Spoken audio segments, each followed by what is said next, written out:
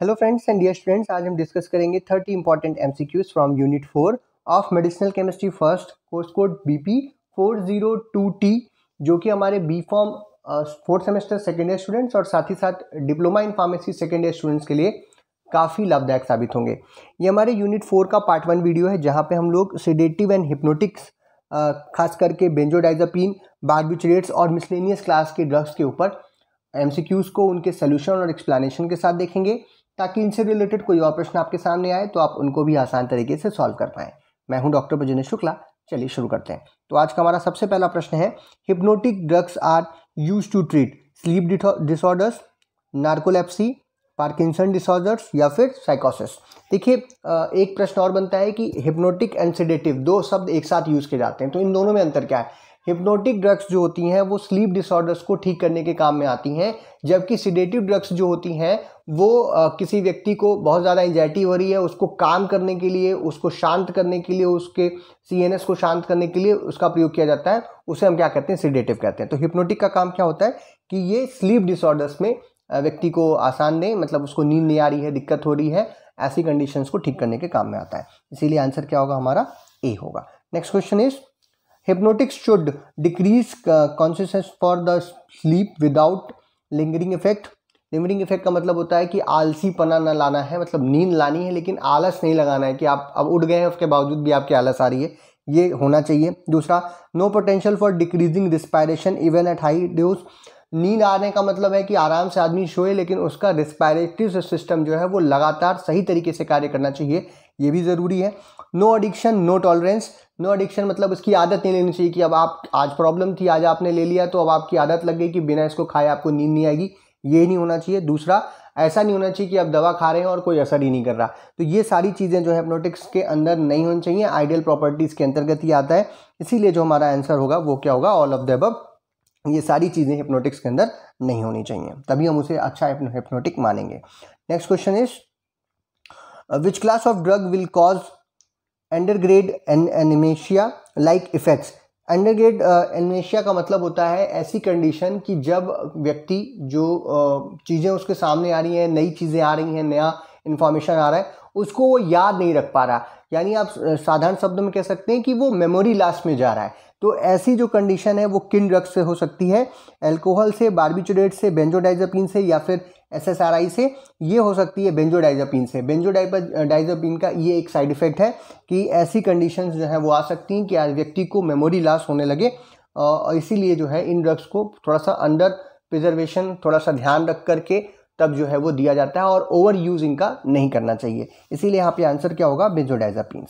Next question is, the following statement regarding benzodiazepines are true except. इसमें से कौन सा गलत स्टेटमेंट है वो हमको ढूंढना है, सही नहीं ढूंढना है, हमको गलत ढूंढना है। ऑप्शन है आपके, binds to both GABA A and GABA B receptors, they have active metabolites, decreases nocturnal gastric secretion in the human beings, extensively metabolized by the CYP enzymes. इसमें से BCD ये तीन बातें तो बिल्कुल सही लिखी हुई हैं, लेकिन बात ए जो लिखी हुई है यानी binds to both GABA A and GABA B receptors, ये सही नहीं है, क्योंकि जो हमारी बेंजोडाइजापीन्स होती हैं वो गाबा ए रिसेप्टर पे ही बाइंड करती हैं, गाबा बी रिसेप्टर्स पे वो बाइंड नहीं कर सकती। इसीलिए यहाँ पर जो आंसर होगा वो होगा A, that is it binds to both GABA A and GABA B receptor is the wrong statement, so it will be the right answer for this question. क्योंकि जो हम एक और बात है कि बेंजोडाइजापीन कहाँ पे एक्ट करती हैं, तो वो गाबा ए रिसेप्टर्स पे ही जाकर के बाइंड करती हैं। Next question is, which of the following will increase the frequency of GABA channels opening, barbiturates, zolpidem, diazepam या फिर रोलेंटॉन। तो इसमें से, इन सभी ऑप्शंस में से केवल और केवल डाइजापाम जो है वो जो है इस क्लास की ड्रग है, गाबा चैनल्स को ओपन करने वाली, क्योंकि बार्बिट्रेट्स भी करते हैं, लेकिन जो डाइजापाम है यानी बेंजोडाइजापीन की जो क्लास की ड्रग है वो सीधे इंक्रीज करती हैं frequency of GABA channel opening. So यहाँ पर जो आंसर होगा वो होगा C, that is diazepam. Next question is, as per SAR study. अब आगे आने वाले क्वेश्चंस काफ़ी इंपॉर्टेंट हैं क्योंकि ये सार स्टडी के ऊपर है और इस पर कई प्रश्न पूछे जा चुके हैं। एज पर द सार studies, which group of position 7 of a ring A in benzodiazepine increases the activity. आइए पहले रिंग देख लेते हैं। यहाँ पर जब हम ध्यान से देखते हैं तो this is known as ring A, this is known as ring B. Ring A में ये जो 7th पोजीशन है, यहाँ पर सब्स्टिट्यूशन बहुत ही कारगर साबित होता है। और यहाँ पर जो हम लोग सब्स्टिट्यूशन कर सकते हैं वो हमें करना चाहिए इलेक्ट्रोनेगेटिव या फिर इलेक्ट्रॉन डोनेटिंग ग्रुप अगर होते हैं तो ये एक्टिविटी को इंक्रीज करने के काम में आते हैं। जैसे Cl ग्रुप अगर लगा हुआ है तो एक्टिविटी क्या हो जाएगी आपकी, इंक्रीज हो जाएगी। सो यहाँ पर जो आंसर होगा वो क्या होगा, ए, क्योंकि ए में ही इलेक्ट्रोनेगेटिव या इलेक्ट्रॉन विड्रॉइंग ग्रुप होंगे ऑप्शन में है, और इसीलिए 7th पोजीशन पर अगर इनका सब्स्टिट्यूशन हम करते हैं तो एक्टिविटी जो है बेंजोडाइज़ेपिन से इंक्रीज कर जाती है। Next question is as per sorry study which group on position 1 of ring B in benzodiazepine give potent compounds. Option है आपके electronegative, electron withdrawing, small alkyl group, hydrogen या बोथ बी एंड सी। किस position की बात हो रही है आइए देख लेते हैं। ये हमने कहा रिंग ए है, दिस इज रिंग बी, और रिंग बी में पोजीशन नंबर 1 ये नाइट्रोजन है। इस नाइट्रोजन के ऊपर जो ये R1 लगा हुआ है जो सब्स्टिट्यूशन है, ये जनरली अनसब्स्टिट्यूटेड हम छोड़ देते हैं, यानी कि वहाँ पे हाइड्रोजन लगा के छोड़ देते हैं तो भी हमें पोटेंट कंपाउंड मिलते हैं। या फिर कई बार स्मॉल एल्किल ग्रुप्स जैसे कि मिथाइल ग्रुप अगर लगा देते हैं तो भी हमें पोटेंट कंपाउंड्स प्राप्त होते हैं। इसीलिए जो हमारा आंसर होगा वो बोथ बी एंड सी होगा। अगर हम लोग डायज़ेपाम और टीमाज़ेपाम की बात करें तो वहाँ पे हमें मिथाइल ग्रुप देखने को मिलता है ऑक्साज़ेपाम और लोराज़ेपाम में हमें हाइड्रोजन देखने को मिलता है, और ये चारों के चारों ही काफ़ी पोटेंट ड्रग्स हैं। तो ये इसीलिए जो हमारा आंसर होगा वो होगा D, that is both B and C, यानी कि स्मॉल एल्किल ग्रुप भी हो सकता है, हाइड्रोजन भी हो सकता है। नेक्स्ट क्वेश्चन इज एज पर सारी studies which group on position 2 of ring B in बेंजोडाइज़ेपिन generally give potent compounds. अब एक बार फिर से स्ट्रक्चर देख लेते हैं। जो ये पोजीशन 2 की बात हो रही है, this is ring B and this is position 2, यहाँ पे डबल बॉन्ड ऑक्सीजन यानी कि कार्बोनिल ग्रुप जो है अगर प्रेजेंट है, सी डबल बॉन्ड ओ, तो ज़्यादातर प्रोटीन ड्रग्स में हमको ये देखने को मिलता है। अगर हम इसे रिप्लेस करते हैं, कोई और ग्रुप लगाते हैं, तो एक्टिविटी जनरली कम होती है। तो जनरल टर्म्स में यहाँ पर हमें C double bond O group ही चाहिए होता है, यानी कि कार्बोनिल ग्रुप चाहिए होता है। ज़्यादा ड्रग में हमें ये कार्बोनिल ग्रुप देखने को भी मिलता है। इसीलिए आंसर क्या होगा हमारा D, that is carbonyl group. Next question is as per SAR study dash dash dash group on position 3 of ring B in benzodiazepine increases excretion thus decreases the duration of action. जो position 3 है हमारे इस structure की बेंजोडाइज़ेपिन की, ये वाली position, ये position जो होती है पोजीशन 3, ये काफ़ी इंपॉर्टेंट होती है फॉर द फार्माकोकाइनेटिक्स प्रॉपर्टीज़। यानी कि हमारी जो ड्रग्स हैं वो उसका एलिमिनेशन के ऊपर ये काफ़ी इफेक्ट डालते हैं कि ड्यूरेशन ऑफ एक्शन जो है ड्रग का कितना होगा, लॉन्ग ड्यूरेशन होगा, कम होगा कि क्या होगा।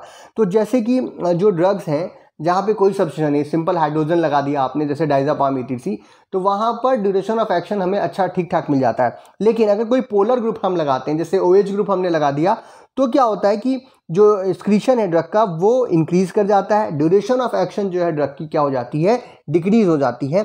यानी अगर हम पोजीशन 3 पर पोलर ग्रुप्स लगाएं, इसीलिए जो हमारा आंसर होगा बी, पोलर ग्रुप्स जैसे कि OH ग्रुप हम लगाते हैं तो एक्टिविटी क्या हो जाती है, कम, सॉरी ड्यूरेशन ऑफ एक्शन जो है वो क्या हो जाता है, कम होता है। एक्टिविटी नहीं कम होती, ड्यूरेशन ऑफ एक्शन कम होता है। और अगर हम अनसब्स्टिट्यूटेड छोड़ देते हैं जैसे कि डायज़ेपाम, टेमाज़ेपाम में हम देखते हैं तो लॉन्गर ड्यूरेशन ऑफ एक्शन देखने को मिलता है। लोराज़ेपाम जो ड्रग है जहाँ पर OH ग्रुप हमें पोजीशन नंबर 3 पर देखने को मिलता है, जिसकी वजह से उसका ड्यूरेशन ऑफ एक्शन कम होता है, एलिमिनेशन जल्दी से उसका हो जाता है। तो ये चीज़ काफ़ी इंपॉर्टेंट बात है और इसीलिए आंसर क्या होगा हमारा, बी होगा। Next question is as per SAR study which is true about substitution as position 5 of ring B in benzodiazepine. Ring B के 5वें पोजीशन पे जो हम लोग सब्स्टिट्यूशन कर रहे हैं उसके बारे में क्या ज़रूरी है, क्या इंपॉर्टेंट है या क्या बातें सही हैं। आपके ऑप्शन हैं a simple aromatic ring like phenyl, सही बात है, जनरली हम फिनाइल रिंग ही देखते हैं। Cycloalkyl group is also potent, give potent compound. अगर एरोमेटिक रिंग नहीं लगी है, फिनाइल रिंग नहीं लगी, तो साइक्लोएल्किल ग्रुप जैसे कि साइक्लोहेक्सिल ग्रुप लगा हुआ है तो भी आपको पोटेंट कंपाउंड्स मिल जाते हैं, ये बात भी सही है। अब इस फिनाइल रिंग के ऊपर अगर ऑर्थो सब्स्टिट्यूशन करते हैं, वो भी इलेक्ट्रोनेगेटिव सब्स्टिट्यूशंस के साथ, तो और एक्टिव कंपाउंड हमें प्राप्त होते हैं। यानी जो तीनों बातें लिखी हुई है सही लिखी हुई हैं। अगर आप इसको देखिए तो जनरली हमको यहाँ पर 5वें पोजीशन पे एक फिनाइल रिंग या एरोमेटिक रिंग देखने को मिलती है, और इसके ऑर्थो पोजीशन पे भी सब्स्टिट्यूशन होता है with some electronegative group like Cl group लगा हुआ है। और अगर डाई सब्स्टिट्यूशन ऑर्थो पोजीशन पे तो क्या कहना, तभी हमें एक्टिव प्रोडक्ट मिल जाते हैं। यानी ऑर्थो सब्स्टिट्यूटेड फिनाइल रिंग्स अगर लगी हैं तो अच्छा है, और अगर नहीं है तो हम लोग साइक्लोएल्गिल ग्रुप से भी काम चला सकते हैं। इसीलिए यहाँ पर जो आंसर होगा वो होगा D, that is all of the above. Next question is which of the following is R 1,4-benzodiazepine 4-oxide derivative, diazepam, flurazepam, lorazepam या फिर क्लोरडाइजाइपोक्साइड। अब 3 ड्रग्स जो हैं डाइजापाम, फ्लोराजिपाम और लोराजिपाम, ये भी 1,4-बेंजोडाइजापीन ही है, लेकिन यहाँ पर दूसरे पोजीशन पे हमको ऑक्सो ग्रुप यानी C double bond O group देखने को मिलता है। 4th पोजीशन पे सब्स्टिट्यूशन हमें देखने को नहीं मिलता। लेकिन अगर हम क्लोराजिपोक्साइड की अगर बात करें तो यहाँ पर देखिए 2nd पोजीशन पर यहाँ पर C double bond O group नहीं है। जनरली होता है, हमने कहा था कुछ ड्रग्स में यहाँ से C double bond O group हटा करके अगर अमीनो ग्रुप लगा हो तो भी एक्टिव ड्रग्स हमें प्राप्त होती हैं, जैसा कि क्लोराजिपोक्साइड में दिख रहा है। खास करके दूसरी चीज़ यहाँ पे लिखा है 4 ऑक्साइड, यानी 4थे नंबर पे यहाँ पर ऑक्सीजन भी देखने को मिल रहा है, 4थे नंबर वाले नाइट्रोजन पे, और ये सिर्फ और सिर्फ हमें क्लोरडाइजिपोक्साइड और इसके डेरिवेटिव्स में देखने को मिलता है। इसीलिए इन्हें हम लोग 1,4-बेंजोडाइजापीन 4 ऑक्साइड डेरिवेटिव्स के नाम से जानते हैं। डाइजापाम, फ्लोराजिपाम या लोराजिपाम जो है 1,4-बेंजोडाइजापीन 2 ओन डेरिवेटिव्स के रूप में आते हैं। तो इसके ऊपर क्योंकि ये केमिकल क्लासिफिकेशन है, इस तरीके के प्रश्न बन सकते हैं, और इस पर्टिकुलर प्रश्न से आप 2-3 प्रश्नों के उत्तर दे सकते हैं। Next question is type of ring structures present in the structure of diazepam, oxazepam, clorazepam या फिर लोराजिपाम। ये पूरी क्लास ऑफ ड्रग्स जो हैं उसमें हमको क्या स्ट्रक्चर देखने को मिलता है? क्यूनिस्लाइडिन, क्यूनोलिन, बेंजोडाइजापीन या डाइजापीन या फिर ऑल ऑफ द अबव।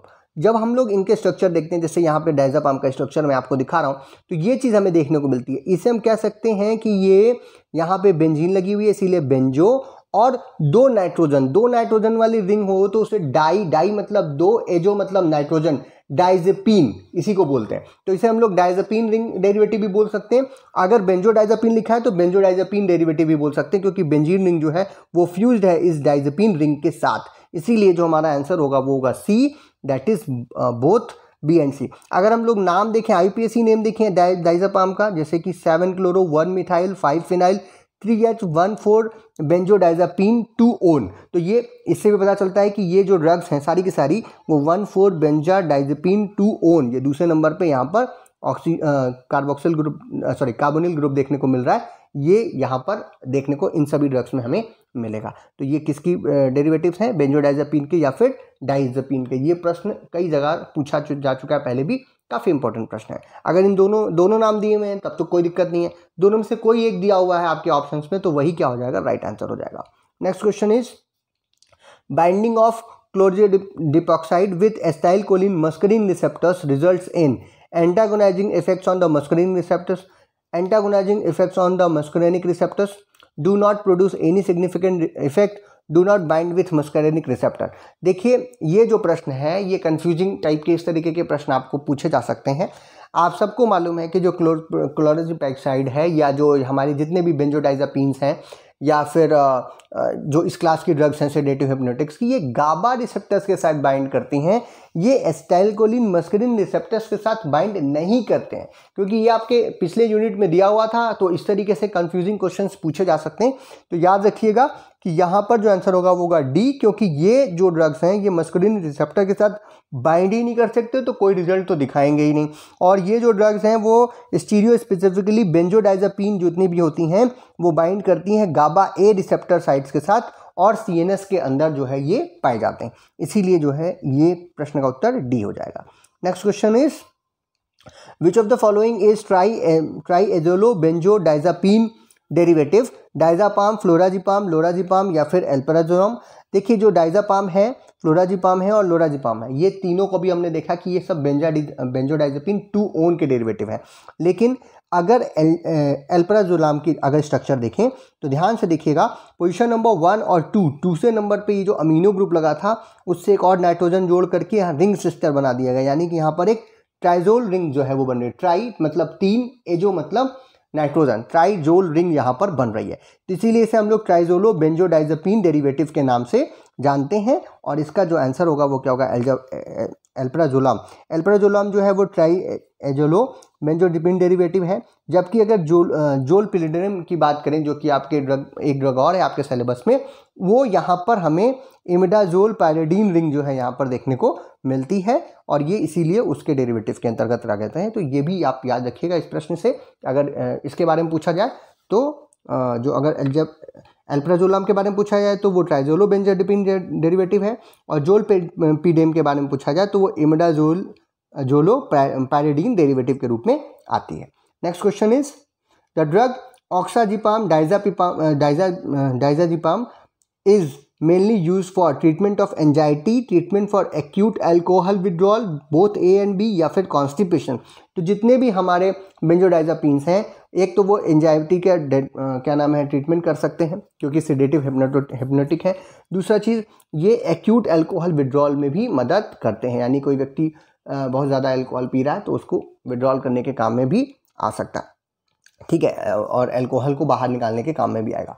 लेकिन इसीलिए जो यहाँ पे आंसर होगा वो क्या होगा, C, that is both A and B. Constipation में इसका कोई रोल नहीं है, इसलिए ये D will be the wrong answer. तो C will be the right answer. Next question is benzodiazepine in which benzene ring at the 5th position will omitted. अगर हम लोग बेंजोडाइजापीन में जो अभी हम लोगों ने 4 वाले क्वेश्चंस में देखा था, 5वें पोजीशन पे जो बेंजीन रिंग रखी है, अगर उसको हटा दें तो क्या होता है। अगर वहाँ एरोमेटिक रिंग न लगाए, 5वें पोजीशन पर अगर सब्स्टिट्यूशन न करें तो क्या होगा, increases the affinity towards the receptor, reacts at the serotonin receptor, act as antagonist to the receptor, shows reduce sedative and hypnotic property. देखिए अगर बेंजोडाइजापीन में से अगर हम लोग जो 5th पोजीशन पे बेंजीन को हटा दें, एरोमेटिक रिंग सिस्टम को हटा दें, तो ये एंटागोनिस्ट के तरीके से काम करने लगा। रिसेप्टर पे बाइंड तो जरूर करेगा लेकिन एंटागोनिस्ट के तरीके से काम करेगा, एगोनिस्ट के तरीके से कार्य नहीं करेगा। इसीलिए C will be the right answer, act as antagonist to the receptor. Next question is barbiturates are being replaced by hypnotic benzodiazepines because of. Barbiturates पहले ज़्यादा यूज होते थे, फिर बेंजोडाइजापीन ज़्यादा यूज होने लगे। ऐसा क्यों हुआ?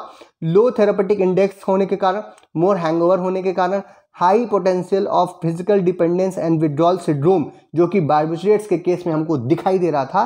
क्या ये इस वजह से, यानी इन तीनों चीज़ों की वजह से, जो बार्बिचुरेट्स में हमें ज़्यादा देखने को मिली थी, बार्बिचुरेट्स का लो थेरापेटिक इंडेक्स था, बार्बिचुरेट्स को खाने के बाद जो है हैंगओवर हो रहा था, और बार्बिचुरेट्स में high potential of physical dependence और विड्रॉल सिंड्रोम भी देखने को मिल रहा था। इसी वजह से बेंजोडाइजापीन ने बार्बिचुरेट्स को क्या किया, आगे चल करके हिप्नोटिक बार्बिचुरेट्स ने उनको रिप्लेस किया। इसी वजह से जो हमारा आंसर होगा वो क्या होगा, ऑल ऑफ द अबव, क्योंकि तीनों बातें जो लिखी हुई हैं सही लिखी हुई। Next question is which of the following drugs increases the duration of open GABA channel. Duration बढ़ाने का जो कार्य करते हैं गाबा चैनल्स को, वो हमारे बार्बिचुरेट्स होते हैं, ठीक है। इसी वजह से जो हमारा सी होगा वो होगा राइट आंसर। और यहाँ पर जोलपीडेम जो है, बेंजोडाइजापीन और बुस्सिफेनॉन जो है, वो सब लगभग एक जैसी क्लास के ड्रग्स हैं, लेकिन बार्बिचुरेट्स अलग आंसर है, ऑप्शन है, इसीलिए it will be the right answer, क्योंकि ये ड्यूरेशन ऑफ जो टाइम है गाबा चैनल के खुलने का, उसको जो है बढ़ाने का कार्य करते हैं barbiturates. Next question is what is the mechanism of action of barbiturates. enhancing GABA inhibition by influencing conducts at the chlorine channel by binding with alpha and beta subunit, by binding to GABA A receptors only, both A and B correct, none of the above। तो barbiturates भी हमारे बेंजोडाइजापीन की तरीके से ही गाबा A receptors पे जुड़ना ज़्यादा पसंद करते हैं, गाबा बी रिसेप्टर्स जनरली नहीं जुड़ते, और साथ ही साथ इनहिबिशन करते हैं बाय इन्फ्लुएंसिंग कंडक्शन करते हैं क्लोराइड चैनल जो है उनका, by binding with the alpha and beta subunit of the GABA A receptors. So इसीलिए ए और बी दोनों बातें सही लिखी हुई हैं। सो अवर जो आंसर होगा ये it is the mechanism of barbiturates, और इसीलिए C will be the right answer, यानी both A and B are the correct. Next question is five five diethyl barbituric acid is common name of. अगर स्ट्रक्चर देखा जाए तो ये देखिए, यहाँ से आप नंबरिंग शुरू करेंगे 1 2 3 4 5 6, तो 5 पोजीशन पे आप देख रहे हैं 2 डाई इथाइल ग्रुप लगे हुए हैं, या आप कह सकते हैं इथाइल ग्रुप 2 बार लगे हुए हैं 5th पोजीशन पे। और ये जो ड्रग है ये बारबिटोन का स्ट्रक्चर है, इसीलिए जो हमारा आंसर होगा वो होगा डी, दैट इज बारबिटोन। बारबिटोन का जो कॉमन नेम है वो है 5,5 डाइथाइल बारबिटोरिक एसिड।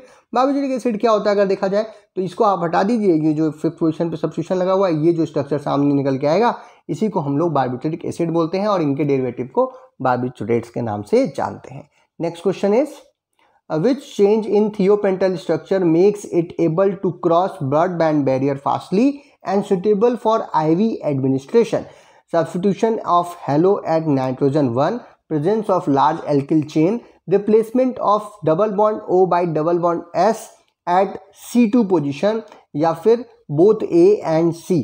तो अगर हम लोग स्ट्रक्चर देखें ड्रग का थायोपेंटल का, तो आप ध्यान से देखिएगा 1 2 3 4 5 1 2 3 4 5 6 ये पोजीशन नंबर है। 2 पोजीशन नंबर पे जो ऑक्सीजन था हमारे बारबिटोरिक एसिड का, उसको हटाया करके यहाँ पर सल्फर लगा दिया गया है। इस सल्फर के लगाने की वजह से ये ब्लड ब्रेन बैरियर को आसानी से क्रॉस कर जाती है और आईवी एडमिनिस्ट्रेशन के लिए सुटेबल बन जाती है। इसीलिए जो आंसर होगा वो होगा C, that is replacement of double bond O by double bond S at position number 2 of the barbituric acid skeleton of the drug. और वो जो ड्रग बनेगी उसे क्या कहेंगे, थियोपेंटल के नाम से हम लोग जानेंगे।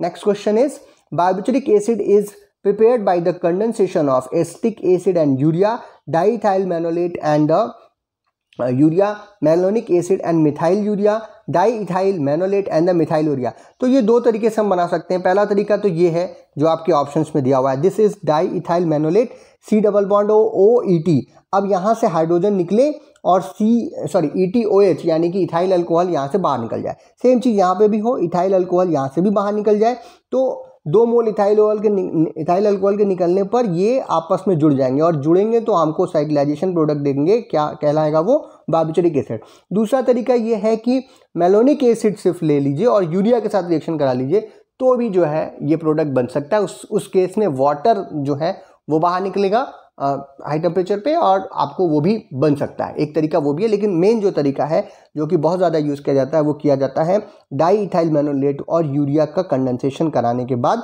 हमें प्रोडक्ट जो प्राप्त हो, तो it will be the B answer, will be the right answer, that is diethyl malonate and urea, जो बी ऑप्शन है उसमें से लिखा हुआ है। Next question is in barbiturates hypnotic activity increases with lipid solubility until the number of carbon atoms for both substituent at C5 is between 5 to 7, 10 to 16, 4 to 10 या फिर none of the above। तो structure अगर हम इसका देखें तो यहाँ बात हो रही है, अगर 5th पोजीशन पे हम लोग लाइपोफिलिसिटी बढ़ाने वाले ग्रुप लगाते हैं और जब लाइपोफिलिसिटी जो होती है लिपिड जो सॉल्युबिलिटी है वो इंक्रीज हम करते हैं, तो हिप्नोटिक एक्टिविटी जो है ड्रग की अपने आप बारबिटोरेट ड्रग की इंक्रीज होती चली जाती है। इसको इंक्रीज करने का सबसे अच्छा तरीका ये है कि यहाँ पर जो हम लोग ग्रुप लगा रहे हैं, एल्किल ग्रुप जनरली लगाएं और ये जो एल्किल ग्रुप हो थोड़े लंबी चेन हो, 4 से 10 कार्बन की लंबी चेन या ब्रांच चेन हम अगर लगाते हैं 4 से 10 कार्बन कंटेनिंग, तो एक्टिविटी जो है वो बढ़ती है क्योंकि लिपिड सॉल्युबिलिटी बढ़ती है। ये भी प्रश्न है, लिपिड सॉल्युबिलिटी के लिए क्या करना है, तो 5वें पोजीशन पे हमको एल्किल ग्रुप लगाना है, लंबी लंबी चेन लगानी है। 4 से 10 के ऊपर अगर जाता है तो एक्टिविटी डिक्रीज होने लगती है, 4 से कम होता है तो भी एक्टिविटी कम मिलती है। तो 4 से 10 जनरली 5 6 7 8 9 10 ज़्यादा अच्छे आपको ड्रग्स जो है वो प्राप्त होती हैं। इसीलिए जो आंसर होगा वो हमारा होगा C, that is 4 to 10। Next question is condensation of ethyl phenyl malonate with urea give pentobarbitone, thiobarbitone या फिर बार्बिटोन। तो अगर हम देखें तो नाम से पता चला इथाइल फिनाइल मैनोलेट लेना और यूरिया के साथ रिएक्शन करानी है। सेम वैसी रिएक्शन होगी जहाँ पे हम लोग इथोलेट मैनोलेट के साथ करवा रहे थे और यूरिया के साथ, तो भी हमें ड्रग मिल रही थी। तो अगर यहाँ पे सिर्फ एक इथाइल को हटा करके एक एक्स्ट्रा फिनाइल ग्रुप लगा दिया गया, जिसकी वजह से जो ड्रग बनेगी, देखिए यहाँ पे ध्यान से देखिएगा, ये है पहले तो ये हमारा जो है, पहले हमने इसको किस में चेंज किया, अपना इथाइल फिनाइल मैनोलेट में चेंज किया एंड देन फिर इसके बाद इसका कंसंट्रेशन जो इसकी जो कंडेंसेशन रिएक्शन है वो यूरिया के साथ आपने कराई, तो यहाँ पर साइक्लाइजेशन हो गया और जब ये साइक्लाइजेशन हुआ तो यहाँ पे फिनाइल रिंग पहले से प्रेजेंट था, इसीलिए जो ड्रग बनी इसे हम क्या कहेंगे, phenobarbitone. The B will be the right answer. ये इसके सिंथेसिस से रिलेटेड प्रश्न है और काफ़ी बार पूछा जा चुका है। Phenobarbitone will be the right answer.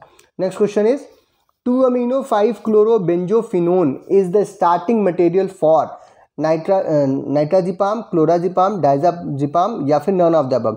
तो 2-amino-5-chlorobenzophenones जो है वो स्टार्टिंग मटेरियल होता है। अगर हम लोग सिंथेसिस देखें तो सबसे पहले हम लोग जो हमारा अमीनो क्या नाम है एनिलीन के ऊपर सीएल लगा हुआ है, पैरा क्लोरो एनिलीन जो है वो हमको ले करके उसकी रिएक्शन करके हम उसको कन्वर्ट कर लेते हैं 2-amino-4-chlorobenzophenones में। अब 2-amino-4-chlorobenzophenones जो है इसको हम लोग आगे फर्दर प्रोसेस करवाते हैं और इसका जो है क्या नाम है रिडक्शन करते हुए फिर उसके बाद साइक्लाइजेशन प्रक्रिया के द्वारा इसको हम लोग डाइजापाम में कन्वर्ट करते हैं। तो 2-amino-5-chlorobenzophenones जो है वो स्टार्टिंग मटेरियल है for the synthesis of diazepam.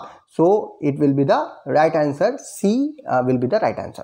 Next question is 2,4,6-trioxohexahydropyrimidine is the IUPAC name of paraldehyde, methobarbitone, barbituric acid या फिर नन ऑफ द एबव। तो अगर हम लोग इसका स्ट्रक्चर देखें सिंपल सा, हमने इसके ऊपर पहले ही आपसे कहा था कि बार्बिटूरिक एसिड इसी को कहते हैं। जहाँ पे आप ध्यान से देखिए ये जो रिंग सिस्टम है सिंपल एक 6 कार्बन की चेन है, साइक्लिक साइकिल है, 6 एटम की नॉट कार्बन की, जिसमें से 2 कार्बन को रिप्लेस किया गया है नाइट्रोजन के द्वारा। इसे हम कहते हैं, इस तरीके की रिंग को हम क्या कहते हैं, पैरिमिडीन रिंग। अब हेक्साहाइड्रो क्यों बोल रहा है, क्योंकि हाइड्रोजन लगा हुआ है और डबल बॉन्ड हटा दिए गए हैं, ठीक है, पैरिमिडीन रिंग से। साथ ही साथ जो कार्बन्स हैं 3, दूसरे पोजीशन का, चौथे पोजीशन का और छठवें पोजीशन का, इन सभी जगहों पर डबल बॉन्ड ओ लगा हुआ है, यानी ऑक्सो ग्रुप लगे हुए हैं, कार्बोनिल ग्रुप लगे हुए हैं। इस तरीके के स्ट्रक्चर को आईपीएसी नेम में हम क्या कहेंगे, 2,4,6-ट्राईऑक्सोहेक्साहाइड्रोपाइरिमिडीन, और ये बार्बिटूरिक एसिड का ही आईयूपीएसी नेम है। और इसी के जो क्लास के जो ड्रग्स बनते हैं इसके सब्स्टिट्यूशन करके 5th पोजीशन पे वो हमारे लिए कहलाते हैं बार्बिटूरेट्स। अब एक चीज़ और है, जो पैराल्डिहाइड है ये भी एक अच्छा आपका हिप्नोटिक के रूप में आता है, और ये जो ड्रग है वो एक एल्डिहाइड डेरिवेटिव होता है। इस पर भी प्रश्न पूछा जा सकता है। Next question is which of the following belongs to the long acting barbiturates, phenobarbital, pentobarbital, thiopental या फिर हेक्साब्यूटेनल। तो ये जो classification on the basis of duration of action है बार्बिटूरेट्स का, उस पर भी काफ़ी प्रश्न पूछा जाता है। तो एक ही प्रश्न में सभी आपको बता दे रहा हूँ। जो हमारा फिनोबार्बिटल है वो लॉन्ग एक्टिंग ड्रग होती है, जिसका स्ट्रक्चर आपके सामने है। ये ड्रग हम लोगों ने भी देखी थी कि यहाँ पे फिनाइल रिंग लगी हुई है 5th पोजीशन पे, और एक यहाँ पर क्या लगा हुआ है, इथाइल ग्रुप लगा है। बाकी तो सब बार्बिटूरिक एसिड वाली चीज़ें हैं। और ये ड्रग का जो ड्यूरेशन ऑफ एक्शन है वो सबसे ज़्यादा होता है। इसके बाद जो हमारा पेंटोबार्बिटल है वो शॉर्ट एक्टिंग या इंटरमीडिएट एक्टिंग के अंतर्गत आती है। थियोपेंटल जो है वो अल्ट्रा शॉर्ट एक्टिंग आती है, क्योंकि यहाँ पे सल्फर लगा देते हैं ऑक्सीजन की जगह से, तो इसका जो एलिमिनेशन है वो तेज़ी से हो जाता है। हेक्साब्यूटेनल जो है वो इंटरमीडिएट एक्टिंग के अंतर्गत आती है एज पर the classification on the basis of duration of action. तो इस प्रश्न से कई सारे प्रश्न बन सकते हैं, किसी भी ड्रग के बारे में पूछा जा सकता है और आप उसका आंसर कर सकते हैं। Next question is replacement of oxygen at C2 of barbituric acid by the sulphur atom has no change on activity, decrease in activity, increase in activity या सोज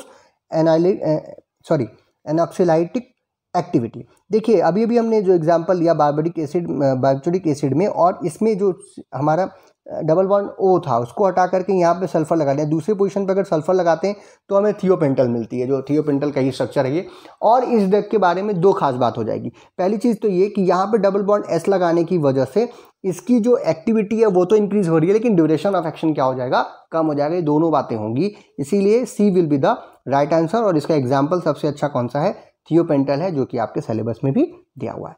next question is glutethimide is of hypnotic and sedative and it is a member of barbiturates, benzodiazepines, पिप्रिडीन्स या फिर ट्राइजोल्स। तो ये ना तो बेंजोडाइजापीन है, ना तो बार्बिटूरेट्स है, ना तो ट्राइजोल है। अगर हम इसका स्ट्रक्चर देखें तो हमें यहाँ पे दिखाई देता है कि यहाँ पर एक डबल बॉन्ड ओ खत्म हो गया, यानी कि बार्बिटूरिक एसिड वाली बात खत्म हो गई, और पिप्रिडीन रिंग नहीं देखने को मिली, यानी एक नाइट्रोजन और जो है हट गया है। तो यहाँ पर हम यहाँ पे हमें पिप्रिडीन देखने को मिल रही, क्योंकि एक नाइट्रोजन यहाँ से गायब हो गया, सिर्फ एक नाइट्रोजन बच रहा है। तो ये जो ड्रग है वो पिप्रिडीन्स डेरिवेटिव्स के अंतर्गत जो है वो आती है, और ये मिसलेनियस प्रोडक्ट्स में आपके सिलेबस में दे रखा है। ना तो ये बार्बिटूरेट्स है, ना तो ये बेंजोडाइजापीन है, क्योंकि इन दोनों स्ट्रक्चर चीज़ों को ये फॉलो नहीं करती है।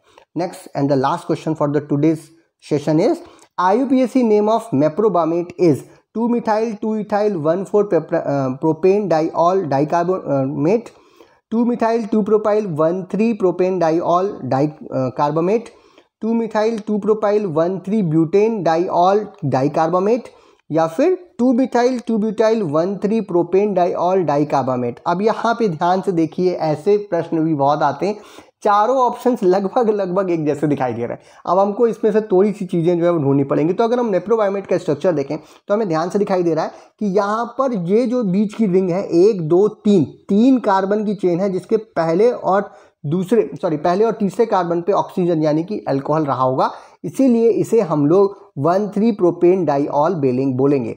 साथ ही साथ यहाँ पर ये जो आपको CONH2 यानी कि कार्बामेट देखने को मिल रहा है, एक इधर भी देखने को मिल रहा है, यानी डाई कार्बामेट मिलेगा, तो ये सभी नाम में दिख रहा है, तो डाई कार्बामेट तो है ही। अब दो चीजें देखने को मिली, बीच में क्या है 1,3 प्रोपेन डाइऑल है, तो 1,3 प्रोपेन डाइऑल 1 2 3 तीन ऑप्शंस में दिख रहा है, यानी C will be the wrong answer, C को तो हटा दीजिए। अब 1 2 3 में भी हमें देखिए कि अब क्या देखना है, ये जो दूसरे पोजीशन पे 1 2 दूसरे पोजीशन पे जो सब्स्टिट्यूशन है वो अगर यहाँ सही लिखा होगा वो सही हो जाएगा। तो यहाँ पर एक मिथाइल लगा हुआ और एक 1 2 3 एक प्रोपाइल लगा हुआ है, यानी 2 मिथाइल 2 प्रोपाइल यहाँ पे लगा है। अब 2 मिथाइल 2 प्रोपाइल सिर्फ सी ऑप्शन में हमको देखने को मिल रहा है, इसीलिए नहीं सी ऑप्शन में नहीं, सॉरी बी ऑप्शन में भी देखने को मिल रहा है, तो B option will be the right answer, क्योंकि सी को तो हमने पहले ही बाहर कर दिया था।